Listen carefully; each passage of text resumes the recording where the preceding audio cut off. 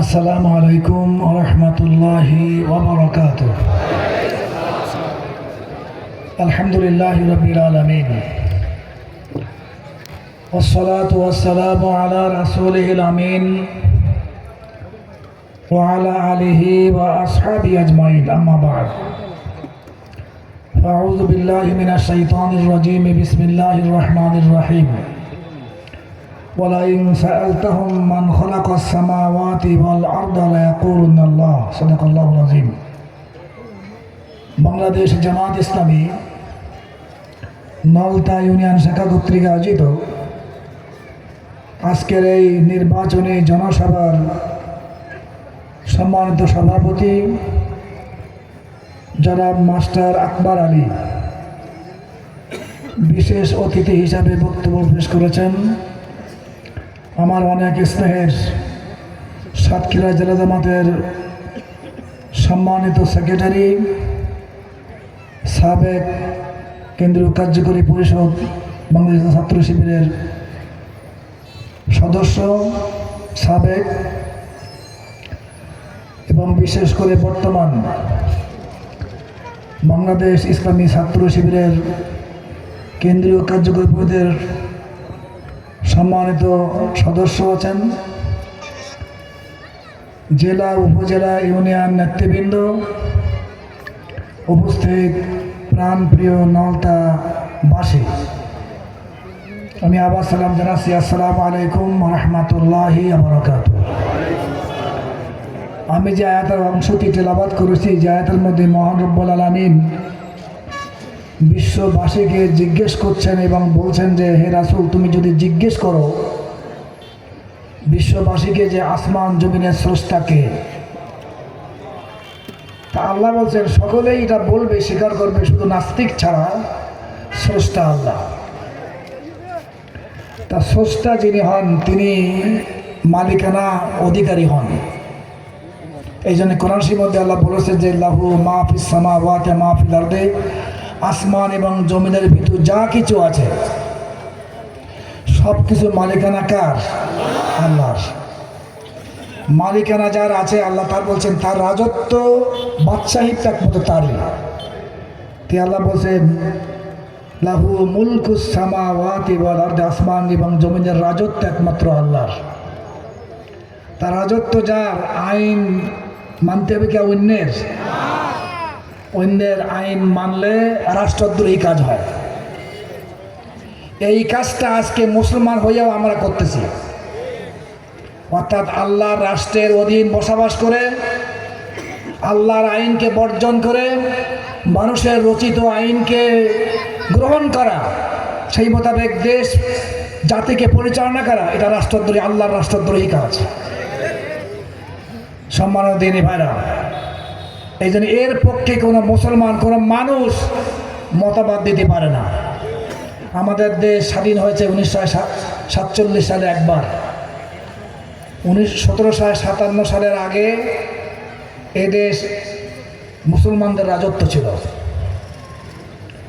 তারপরে যে ব্রিটিশরা দখল করলো, 190 বছর পর্যন্ত দেশ শাসন করলো। তারা এই আইনকে, ইসলামী আইনকে পরিবর্তন করে এক এক করে শুধুমাত্র পারিবারিক আইন এবং ব্যক্তিগত নামাজ, হজ, যাকাতগুলো রেখেছিল।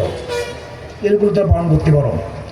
আর সামাজিক বিধান, অর্থনৈতিক বিধান, রাষ্ট্রীয় বিধান, সাংস্কৃতিক নিয়মনীতি, আর রাজনৈতিক বিধিবিধান, আর রাষ্ট্রীয় আইন, দেশের সব কিছু পরিবর্তন করে ফেলেছিল। তারপরে যে আমরা 1947 সালে আন্দোলন করে স্বাধীন করেছিলাম পাকিস্তান নামে, পূর্ব পাকিস্তানে পশ্চিম পাকিস্তান নামে, ইসলামের নামেই এদের স্বাধীন হয়েছিল। মুসলমানদের পৃথক রাষ্ট্র চেয়েছিল, কিন্তু এখনো দীর্ঘ 24 বছর পর্যন্ত পশ্চিম পাকিস্তানিরা দেশটা শাসন করলো। কিন্তু তারা ইসলামের নামে রাষ্ট্র স্বাধীনতা বর্জন করে তারা ইসলামের আইনকে তারা চালু করেনি। সেই ব্রিটিশ রেখে যাওয়া সেই আইনকে তারা রেখে দিয়েছিল। আমরা 1971 সালে আবার স্বাধীনতা বর্জন করেছি। 54 বছর চলে গেল।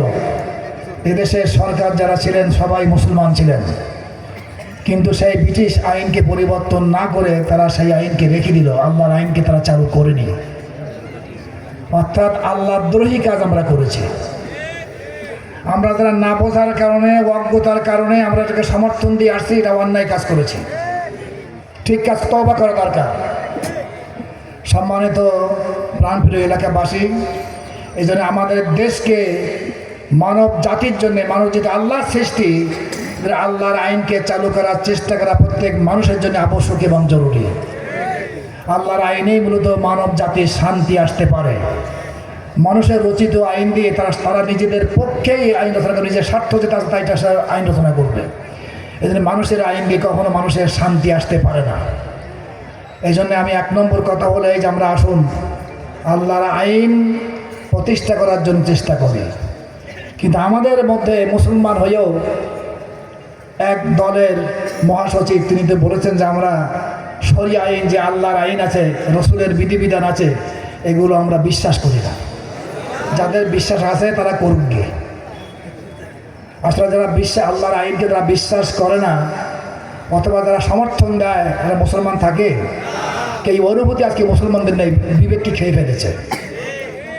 সম্মানিত এলাকাবাসী, এই জন্যে আল্লাহর আইন ছাড়া মানুষের রচিত আইন দিয়ে এটা শিরক। আল্লাহর ক্ষমতাকে, সমস্ত ক্ষমতার মালিক আল্লাহ, সেই ক্ষমতাকে জনগণকে দেওয়া হচ্ছে, অর্থাৎ শিরিক করা হচ্ছে। আল্লাহর গুণকে যদি সৃষ্টির জন্য ব্যবহার করা হয় তারা শিরিক বলি না। শিরিক করলে ক্ষতি কি? বলতে পারে লোক তো নামাজ পড়ে, শিরিক করলে কি হয়? নামাজ পড়ে। কেন শিব আল্লাহ বলতেছেন রসুলের কাছে, হে রাসূল তোমার কাছে এবং তোমার পূর্ববর্তী যত নবী রাসূল সকলের কাছে ওহীর মাধ্যমে জানানো হয়েছিল, লা ইন আশরাকতা লা ইয়াহবাতান্না আমালুক ওয়া লা তাকুনান্না মিনাল খাসিরিন। যে হে রাসূল, নবীগণ তোমরা মুশরিক নও, তোমরা মাসুম, নিষ্পাপ। তা তোমাদের মাধ্যমে যদি শিরিক সংগঠিত হয় তাহলে অবশ্যই তোমাদের সকল আমলকে বাতিল এবং নষ্ট করে দেওয়া হবে, তোমরাও নিশ্চয়ই ক্ষতিগ্রস্ত অন্তর্ভুক্ত হয়ে যাবে। অর্থাৎ নবীদেরকে বন্ধু আল্লাহ এইভাবে ধমক দিয়েছেন। আমাদের তাহলে শিরিক করলে আমরা কি কনসার হব? আমাদেরকে মাফ করে দেওয়া হবে? এই জন্য শিরিক আমাদের যারা, যদি আর শিরিক করার অবস্থায় নামাজ পড়ি, রোজা রাখি, হজ করি, জাকাত দেয়, দাড়ি রাখি, লম্বা জামগাই দেয়, ও লোকটা খুব জিকির করে, ও লোকটা খুব নামাজি বলা হয়, কিন্তু শিরিকে লিপ্ত, সমস্ত ক্ষমতার মালিক জনগণকে মনে করে, আল্লাহর ক্ষমতাকে জনগণকে দেয়, তার সমস্ত আমল বাতিল। নামাজ, রোজা, হজ, জাকাত, কোরআন তেলাওয়াত, তাহাজ্জুদ সব বাতিল বলি গণ্য। এই জন্য আসুন আমরা আল্লাহর আইনের পক্ষেই মতামত পেশ করি, ইসলামী সমাজ এবং রাষ্ট্র করার চেষ্টা করি। 2 নম্বর কথা, আল্লাহর অধিকারকে যে ব্যক্তি মানুষের জন্য দেয়, আল্লাহর অধিকারকে নষ্ট করে, সে মানুষের অধিকার নষ্ট করতে ভয় পায় না। আল্লাহর যে বিধান আছে, আল্লাহর যে গুণ আছে, আল্লাহর যে অধিকার আছে, সেই অধিকারকে জনগণকে দিচ্ছে, মানুষকে, সৃষ্টিকে দিচ্ছে, তাহলে মানুষের অধিকারকে আরেকজন মানুষকে দেবে, সে নিজে হক নিজে আদায় করে নেবে। এই জন্যে যারা এরকম শিরিক করে তারাও কিন্তু কি করে? মানুষের অধিকার নষ্ট করে, দুর্নীতি করে, মানুষের হক নষ্ট করে নিজের অধিকারে নিয়ে আসার চেষ্টা করে। এই জন্যে চাঁদাবাজি করে। এই জন্যে হাদিসে উল্লেখ আছে, আল্লাহ রাসূল বলেছেন, লা ইয়াহিল্লু মালু ইমরিইন মুসলিমিন ইল্লা মিন তিবি নাফসিহি।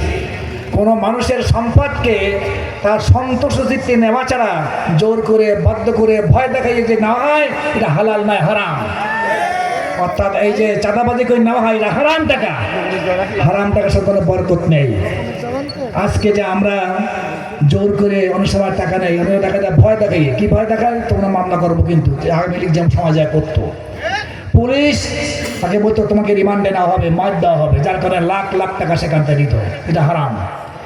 চাঁদাবাজি করা, সন্ত্রাস সৃষ্টি করে পয়সা করে জমি আদায় করা, জমি দখল করা, ঘের দখল করা, এটা সম্পূর্ণ হারাম। মানুষের কোনো জিনিসকে অন্য মানুষের জন্য নির্দিষ্ট পন্থা ছাড়া হালাল নয়।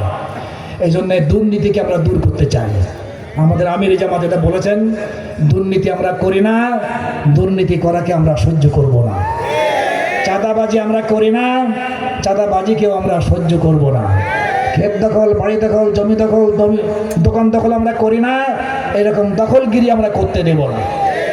সম্মানিত দিনী ভাইরা, আপনারা অনেক শাসন দেখেছেন, আওয়ামী লীগের শাসন দেখেছেন, বিএনপির শাসন দেখেছেন, জাতীয় পার্টির শাসন দেখেছেন, কিন্তু সবই ছিল অনিসলামী শাসন, দুর্নীতির শাসন।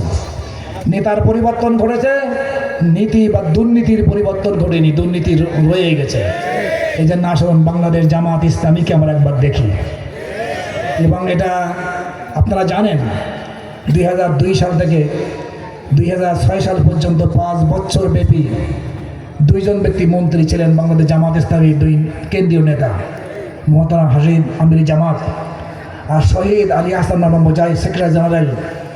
তাদের মন্ত্রণালয়ে একটা টাকা একটা পয়সার দুর্নীতি পাওয়া যায়নি। জামাত ইসলামী দুর্নীতি করে না, দুর্নীতিকে সহ্য করবে না। এই জন্য আপনারা আসুন, আমরা জামাত ইসলামের দাঁড়িপাল্লার পক্ষে মতামত দিয়ে দেশকে গড়ে তোলার জন্য এগিয়ে নিয়ে যাই। আল্লাহ আমাদের সকলকে তৌফিক দিন। সকলকে এই দাওয়াত দিয়ে এই কথা বলে আমার বক্তব্য সংক্ষিপ্তভাবে এখানে শেষ করছি। আসসালামু আলাইকুম ওয়া রাহমাতুল্লাহি ওয়া বারাকাতুহু।